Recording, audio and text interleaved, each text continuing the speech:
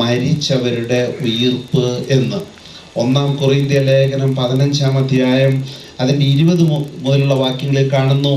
എന്നാൽ നിദ്ര പ്രാപിച്ച എല്ലാവരുടെയും ആദ്യഫലമായി ക്രിസ്തു മരിച്ചവരുടെ ഇടയിൽ നിന്ന് ഉയർപ്പിക്കപ്പെട്ടു. ഒരു മനുഷ്യൻ വഴി മരണമുണ്ടായതുപോലെ ഒരു മനുഷ്യൻ വഴി പുനരുത്ഥാനവും ഉണ്ടായി. ഒന്നാമത്തെ മനുഷ്യൻ എന്ന് വിളിച്ചിരിക്കുന്ന ആദാമിനെയും രണ്ടാമത്തെ മനുഷ്യൻ എന്ന് വിളിച്ചിരിക്കുന്നത് ക്രിസ്തുവിനെയും കുറിച്ചാണ്. ആദത്തിൽ എല്ലാവരും മരണത്തിന് അധീനരാകുന്നത് പോലെ ക്രിസ്തുവിൽ എല്ലാവരും പുനർജീവിക്കും. എന്നാൽ ഓരോരുത്തരും താന്താങ്ങളുടെ ക്രമമനുസരിച്ചായിരിക്കും. എന്താണ് ആ ക്രമം? ആദ്യഫലം ക്രിസ്തു, പിന്നെ ക്രിസ്തുവിൻ്റെ വരവിൽ അവനുള്ളവരും. അപ്പൊ ക്രിസ്തുവിന് വേണ്ടി ജീവിച്ചവർ ഉയിർക്കുന്നത് എപ്പോഴാണ്? ക്രിസ്തുവിൻ്റെ ആഗമനത്തിൽ, ക്രിസ്തുവിൻ്റെ വരവിൽ. അത് തന്നെയാണ് അപ്പസ്തോലന്മാർ പഠിപ്പിച്ച വിശ്വാസ പ്രമാണത്തിൽ നമ്മൾ പറയുന്നത്.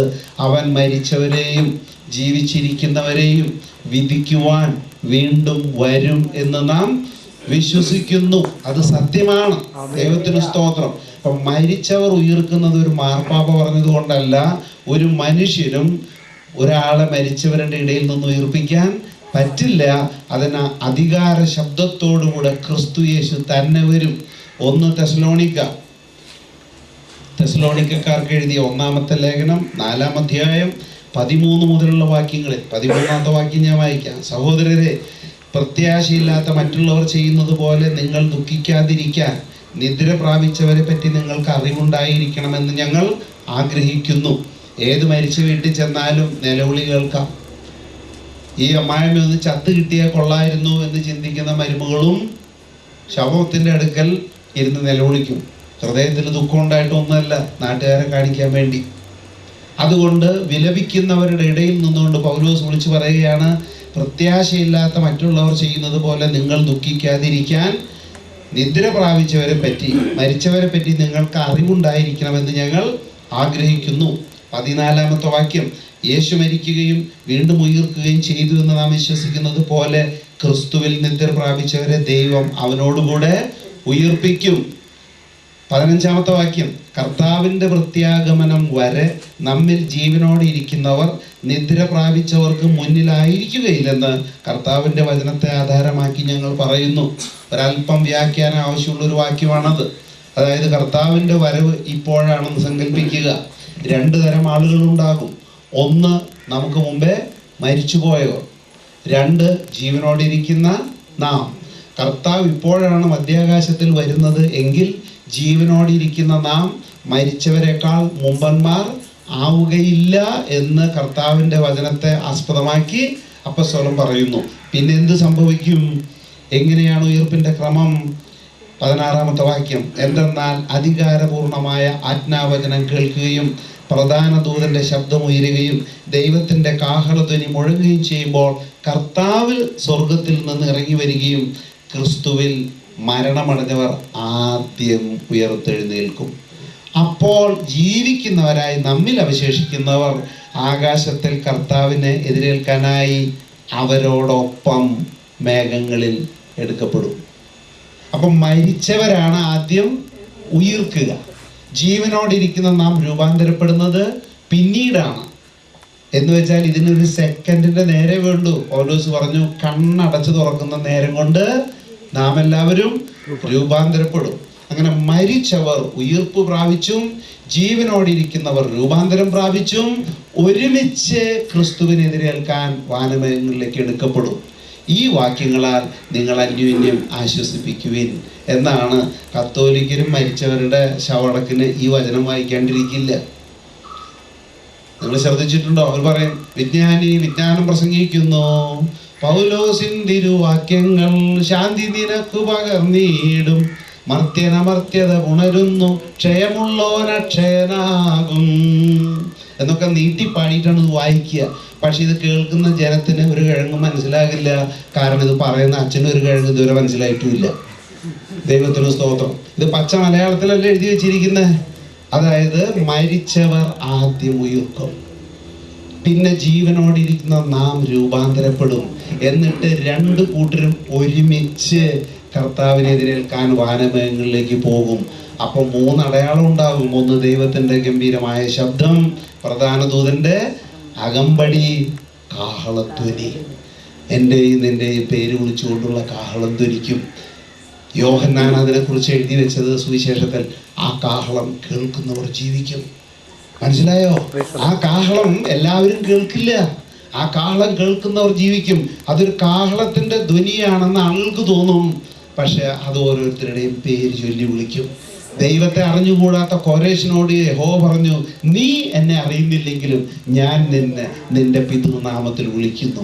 എന്ന് വെച്ചാൽ ഇന്നയാളുടെ മകനായ കോരേശെ എന്ന് വിളിച്ചെങ്കിൽ എന്നെയും നോക്കി ആ കാഹളം വിളിക്കും. ചക്രമാക്കൽ അന്ത്രയോസിന്റെ മകനായ ജോസേ എന്ന് തന്നെയായിരിക്കും ആ കാഹളം ഞാൻ കേൾക്കുന്നത്. അതിനു വേണ്ടിയിട്ടാണ് ഞാൻ ഇറങ്ങി പുറപ്പെട്ടിരിക്കുന്നത്. ഈ ഭൂമിയിൽ ഒരു കുഞ്ഞിന്റെ സർട്ടിഫിക്കറ്റ് എനിക്ക് ആവശ്യമില്ല. താല്പര്യമുണ്ടോ? ആ കാഹളം ചുമ്മാ ബാൻഡുകാർ ഊത്തുന്ന ഒരു ക്ലാരനറ്റോ ട്രംപറ്റോ അല്ല. അതെന്തായിരിക്കണം? സ്വർഗത്തിലെ ദൈവം നിന്റെ പേര് ചൊല്ലി വിളിക്കുന്ന വിളിയാണ്. അതുകൊണ്ട് മണ്ണിൽ ഉറങ്ങുന്നവർ ആ ശബ്ദം കേൾക്കുമ്പോൾ ഉണരുക തന്നെ ചെയ്യും. ദൈവത്തിന് സ്തോത്രം. അപ്പം മരിച്ചവർ ഇപ്പോൾ എന്താ ചെയ്യുന്നത്? കത്തോലിക്കർ അവരുടെ കുർബാനയിൽ പറയുന്നത് പോലെ തന്നെ ചെറിയവരും വലിയവരും നീ മഹത്വത്തോടെ ഉയർപ്പിക്കും എന്ന പ്രതീക്ഷയിൽ മരിച്ചവരെല്ലാം നിദ്ര കൊള്ളുന്നു. കന്യകാമറിയം തൻ്റെ റോൾ ഭംഗിയായി അവതരിപ്പിച്ച് മരിച്ച് നിദ്ര കൊള്ളുകയാണ്. ഒരു ദിവസം കർത്താവ് മധ്യാകാശത്തിൽ വരുമ്പോൾ എഴുന്നേൽക്കുന്നവരുടെ മുൻനിരയിൽ ഈ കന്യകാമറിയം ഉണ്ടാകുമെന്നും ഈ നല്ല അമ്മയെ മുഖത്തോട് മുഖം നോക്കി ദൈവസന്നിധിയിൽ ഒരുമിച്ച് നിന്ന് ഈ യഹോവയാ ദൈവത്തെ ഹല്ലേലൂയ പാടി സ്തുതിക്കുന്നവരുടെ കൂട്ടത്തിൽ ഞാനും ഉണ്ടാകും എന്നെനിക്കൊരു പ്രത്യാശയുണ്ട്. നിങ്ങൾക്കതുണ്ടോ? മറിയത്തിന്റെ പടം കണ്ടിട്ട് കാര്യമില്ല. ഇന്ന് ആളുകൾ പറയണെന്ന് അറിയാമോ? മറിയാമേ നിന്റെ ചിത്രത്തിൽ നിന്ന നേത്രങ്ങൾ കൊണ്ടു നോക്കുക. ഏത്? ജീവനില്ലാത്ത ഒരു ചിത്രത്തിൽ നിന്ന്. ഞാൻ ജീവനില്ലാത്തൊരു ചിത്രത്തിൽ നിന്ന് എന്നെ നോക്കുന്ന മറിയത്തെ അല്ല കാണുക. അന്ന് മറിയ എൻ്റെ തോളെ തട്ടി പറയും, ജോസേ നീ എൻ്റെ മോനെ കുറിച്ച് എത്ര ഭംഗിയായിട്ട് പറഞ്ഞു. 2 തെസ്സലോനിക്ക 2-ാം അധ്യായം അതിൻ്റെ 9 മുതൽ 12 വരെ വാക്യങ്ങൾ ഞാൻ മലയാളം ബൈബിളിൽ നിന്നാണ് വായിക്കുന്നത്. സാത്താൻ്റെ പ്രവൃത്തിയാൽ സർവശക്തിയോടും വ്യാജ അടയാളങ്ങളോടും അത്ഭുതങ്ങളോടും കൂടെ ആയിരിക്കും ആ അധർമ്മിയുടെ ആഗമനം. നശിക്കാനിരിക്കുന്നവരുടെ മേൽ എല്ലാ കുതന്ത്രങ്ങളും പ്രയോഗിക്കും. കാരണം സത്യത്തെ സ്നേഹിച്ച് രക്ഷ പ്രാപിക്കാൻ അവർ വിസമ്മതിച്ചു. അതിനാൽ തെറ്റായത് ശരിയെന്ന് വിശ്വസിക്കേണ്ടതിന് ദൈവം അവരുടെ മേൽ ശക്തമായ മിഥ്യാബോധം അയക്കും. അങ്ങനെ സത്യത്തിൽ വിശ്വസിക്കാതെ അധർമ്മത്തിൽ സന്തോഷിച്ചവർ എല്ലാവരും ശിക്ഷിക്കപ്പെടും. എൻ്റെ അർത്ഥം ഇതാണ്, നാം പ്രാർത്ഥിക്കുന്ന ഓരോ പ്രാർത്ഥനയും അരൂപിയായ ദൈവം കേൾക്കുന്നത് പോലെ തന്നെ അരൂപിയായ സാത്താനും കേൾക്കുന്നുണ്ട്. ഈ കേൾക്കുന്ന പ്രാർത്ഥന നോക്കണേ, ദൈവസന്നിധിയിൽ ഉള്ളൊരു രംഗം നമുക്ക് മനസ്സിലൊന്ന് കാണാം. പിതാവായ ദൈവം സിംഹാസനത്തിലിരിക്കുന്നു. തൻ്റെ വലതുഭാഗത്ത് നമുക്ക് വേണ്ടി ജീവൻ ത്യജിച്ച ക്രിസ്തു യേശു നമുക്ക് വേണ്ടി മാധ്യസ്ഥം വഹിച്ചുകൊണ്ട് ഇരിക്കുന്നു. ഈ ദൈവം പിതാവായും പുത്രനായും നമ്മുടെ പ്രാർത്ഥന കേട്ടുകൊണ്ടിരിക്കും.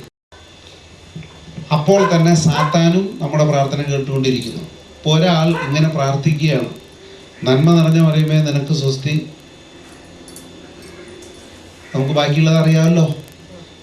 പാപിയായ എനിക്ക് വേണ്ടി ഇപ്പോഴും എൻ്റെ മരണനേരത്തിലും തമ്പുരാനോട് അപേക്ഷിച്ചു കൊള്ളണമെന്ന് ഞാൻ മറിയത്തോട് പ്രാർത്ഥിക്കുന്നു. ഈ പ്രാർത്ഥന കേൾക്കുന്ന പിശാച്